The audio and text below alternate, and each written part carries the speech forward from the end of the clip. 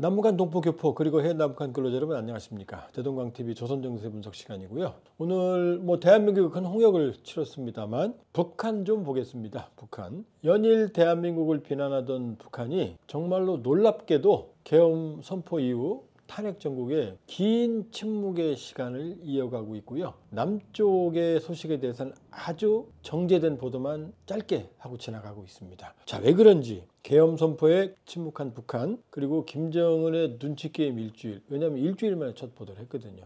여기 난리가 났었는데, 자, 그 이유를 알아보겠습니다. 이게 노동신문인데요. 노동신문 6면입니다. 10월달 신문인데요. 노동신문 6면은 국제면이에요. 지금 북한이 우리를 다른 나라 완전히 타국으로 간주하는 거 아시죠? 헤어질 결심한 거. 그래서 이 6면에 제가 지금 색칠해놨죠. 윤석열 정권 어쩌고저쩌고 맨 밑에 이렇게 국제면에 우리 소식을 싣습니다. 보통 빈도가 일주일에 한 번 정도 다 비난하는 얘기죠. 대한민국 소식을 싣거든요. 그런데 자, 이게 11월 달 신문이거든요. 남한 비난의 진심인 북한. 11월 들어오면서는 거의 매일이다시피 우리 대한민국 남한을 비난하는 소식을 6면에 싣습니다. 자, 11월 1일 날에는 기사가 2건이나 나왔네요. 전쟁 획책하는 어쩌고 윤석열 정권 탄핵 어쩌고. 그 다음에 대한민국, 우리 괴뢰 한국이라고 그래요. 그러니까 헤어질 결심한 이후부터는 우리를 남조선 남반부 이게 아니라 괴뢰 한국이라고 말합니다. 대학생들 소식. 자, 11월 18일 날은 무려 사진을 7장이나 게재하면서 반윤석열 정권 시위를 보도를 했습니다. 11월 달은 빈도가 급속히 높아졌어요. 비난은. 12월에 들어오면 이제 매일 합니다. 매일. 자, 12월 1일 날은 서울대학교 교수들의 시국선언 요거. 12월 3일 날은 종교인들이 이제 반윤석열 정권 시국선언. 12월 4일 날은 각종 단체들. 자, 이렇게 6면에 계속 매일 보도했죠. 자, 탄핵이 평화다. 사진 7장이나 실었어요. 여기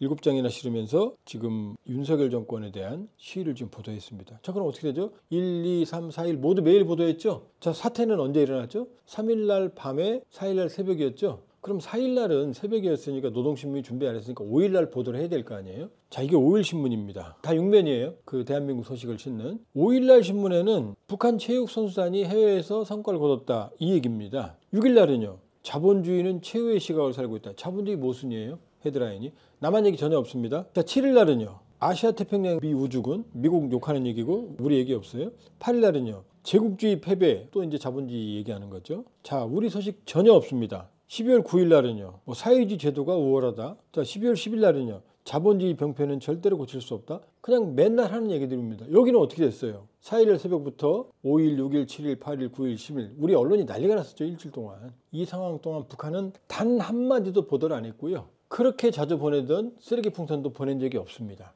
심지어 지난 10월 평양상공에 무인기를 남한 한국군이 보냈다라고 김여정이 거품을 불고 비난했잖아요. 아직 확인은 안 됐지만 남한 언론에서 그 무인기 보낸 게 김영현 전 국방부 장관이 지시했다는 이게 설이에요. 아직 확인 안 됐어요. 이런 얘기가 나왔는데도 불구하고 꿀먹은 벙어리처럼 그렇게 독설을 내뱉던 김여정도 북한의 국방성도 외무성도 아무런 얘기 안 했습니다. 정말로 주지군도 조용했어요. 정말로 동향이 없었거든요. 처음 보도한 게 바로 11일입니다. 근데 과거 탄핵 사태 때 북한의 보도를 볼까요? 자, 박근혜 전 대통령 탄핵 소추안 가결될 때는요. 4시간 만에 보도했어요. 우리 민족끼리에서. 그 다음에 박근혜 대통령 탄핵 인용 헌재에서 결정이 났을 때 이제 박근혜 대통령 파면한다. 유명한 말 기억나시죠? 그거는 조선중앙TV 등에서 2시간 20분 만에 보도를 했습니다. 노무현 전 대통령 탄핵 기각 때는요. 이때는 이틀 후에 보도했거든요.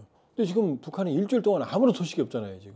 비교가 되죠? 처음 보도를 언제 했느냐? 12월 11일 날. 해제는 4일 날 됐는데 그 무려 일주일이 지난 시간에 이때는 대대적으로 보도했어요. 보시면 알겠지만 이 사진이 21장입니다. 노동신문에 게재된 사진이. 무려 21장의 사진과 함께 세세하게 기상계엄 사태로 사회적 동란이 확대됐다. 100만 명 이상의 군중이 탄핵을 요구하는 항의 행동을 전개했다. 국제사회가 엄정히 주시하고 있다. 내용도 세세하게 많은 내용들을 보도를 했습니다. 자, 그런데 요 다음 날도 보도를 했거든요. 근데 이제 사진은 사라졌죠.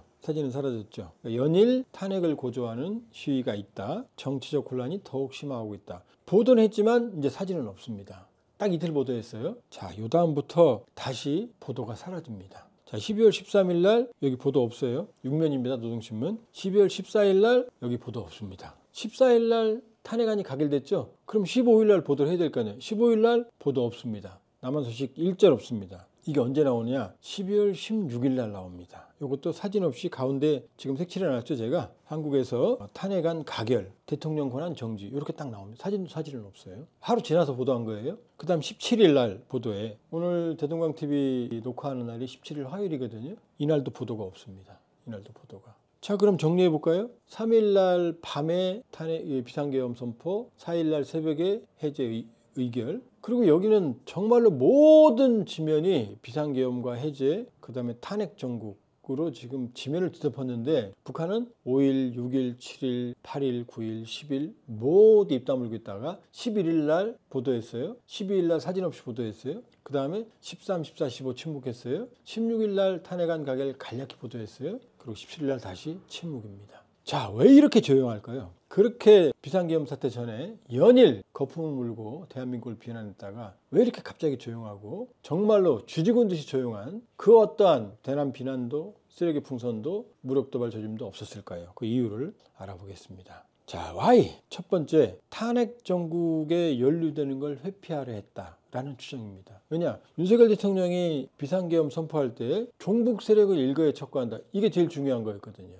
그러면 만일에 북한이 여기서 존재감을 드러내면, 도발을 하면, 무력 시위를 하면 이 탄핵 사유에 명분을 부여하잖아요. 그러니까 내가 뭘 했다고, 난 아무것도 안 했어? 라고 눈치를 보는 거죠. 나 아니야 라고 말하고 싶은 거죠, 지금. 이게 이제 첫 번째입니다. 탄핵 정국에 연루되는 걸 회피하고자 했을 가능성. 두 번째는 무력 충돌에 대한 두려움. 자, 북한이 뭐 틈만 나면 무력 도발하는 거 아니야? 북한 무력 도발 전문 아니야? 그렇게 생각하지만 사실은 북한은 내면적으로 무력 충돌에 대해서 상당한 두려움을 가지고 있습니다. 연평도 포격 때도 이 포격전에서 북한의 피해가 어마어마했고요. 170발을 발사했지만 북한이 90발이 바다에 떨어졌어요. 우리가 쏜 K9 자주포는 정밀하게 북한군을 타격을 했거든요.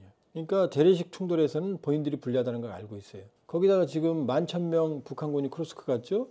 컨테이너 2만 개 분량 이상의 탄약과 무기가 러시아로 갔어요. 그 북한도 쓸 무기가 없다는 얘기예요, 지금. 과거 팀스리프 훈련이나 한국에서 대규모의 한미연합훈련이 벌어지면 북한은 전방 군인들한테 총탄을 다 회수하고 총구를 봉인하고 방아쇠까지 봉인했다고 그럽니다. 왜냐? 자칫 잘못하면 빌미를 줘서 충돌이 일어날 수 있으니까. 그러니까 이 비상계엄 사태, 이 긴장된 상황에서 조금이라도 빌미를 준다 그러면 이게 무력 충돌을 갈 수 있다. 그러니 낮은 자세로 가자라고 했을 가능성. 세 번째가 중요합니다. 대한민국 정치적 자유의 영향을 차단한다. 자, 남쪽이 혼란스러운 걸 보여주는 건 좋은데, 과거 박근혜 전 대통령 탄핵 사태 때 그때 탈북하시는 분들 얘기 들어보면 처음에는 혼란스럽네 그러다가 저기는 대통령을 끌어내리네. 시민들이, 대통령이 잘못하면 시민들이 정권을 교체하네. 대통령도 처벌을 받네. 또 임기가 있네. 이런 걸 느끼면서 우린 아닌데, 우린 지도자 정지 죽을 때까지 하는데, 우린 저런 자유 없는데, 저항하면 안 되는데, 이겁니다. 그러니까 이번에 11일 날 21장 사진을 보도할 때도 거기에 계엄군에 맞서는 시민이라든지 이런 장면이 전혀 없었어요. 그러니까 남한의 정치적 자유, 대한민국 정치적 자유의 파장이 북한에 영향을 미치는 걸 두려워했을 가능성. 네 번째, 대한민국 발전상의 영향을 차단하고 싶었을 가능성. 역시 탈북하신 분들 얘기 들어보면 노동신문이 정말 단조롭습니다. 볼 거 없어요. 똑같은 신문 매일 나오니까. 그런데 남한 내용이 나오면 신기하게 본답니다. 특히 사진을 본답니다.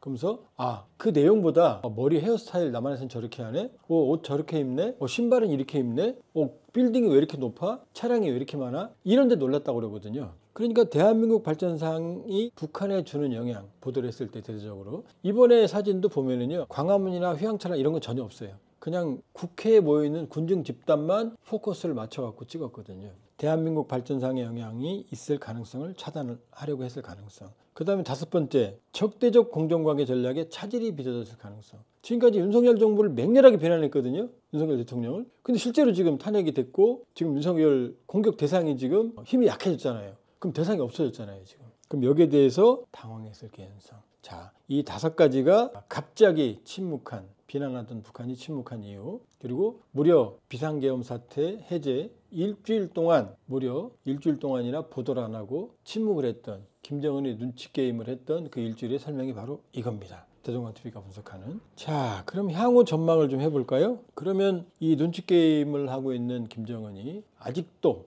이 보도를 절제하고 아주 간략하게만 취급하고 있는 김정은이, 북한이 어떤 전망을 하고 있을까요? 향후 어떻게 할까요? 자, 일단 남한 사회 내 우호적 여건이 조성되는 건 본인들한테 나쁘지 않겠죠. 본인들이 헤어질 결심을 한 것도 윤석열 정권의 강경책 때문이라고 맨날 얘기했거든요. 역대 어느 정권도 능가, 보수 정권도 능가하는 대북 강경책이라고 비난해 왔으니까 일단은 우리 사회 내, 남한 사회 내, 대한민국 내 본인들에게 유리한 우호적 여건이 조성되길 기대하겠죠.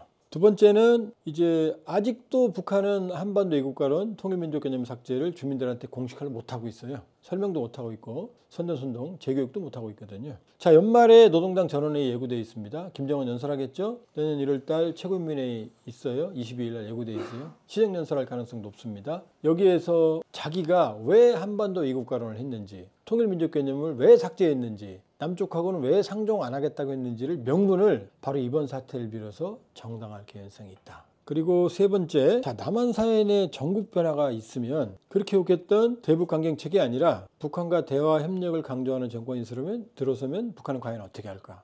헤어질 결심을 바꿀까? 아니면 헤어질 결심을 계속 가져갈까? 요거는 지금 물음표입니다. 반반입니다. 남한 전국을 보면서 본인들에게 유리한 그런 상황을 아마 지켜보겠죠. 예, 이게 북한이 계엄 선포에 급침묵한 이유, 그리고 김정은이 일주일간 눈치 게임한 이유를 설명을 드렸고요. 자, 이번 사태에 충격을 줬지만 그러나 대한민국의 민주주의 회복 탄력성, 너무나 질서정연하고 아무런 충돌도 없었고 수만이 모여도 유리창 하나 깨지지 않는 나라가 대한민국의 유일한 나라라고 저는 생각합니다. 따라서 이번에 대한민국의 민주주의에 어떤 충격도 있었지만 이 회복 탄력성은 전 세계가 놀라는 회복 탄력성을 보여줬다. 그런 점에서는 대한민국 민주주의의 힘이 확인된 계기가 아닌가 또 생각이 됩니다. 자, 대동강TV 마치겠고요. 좋아요, 구독, 알람 부탁드립니다.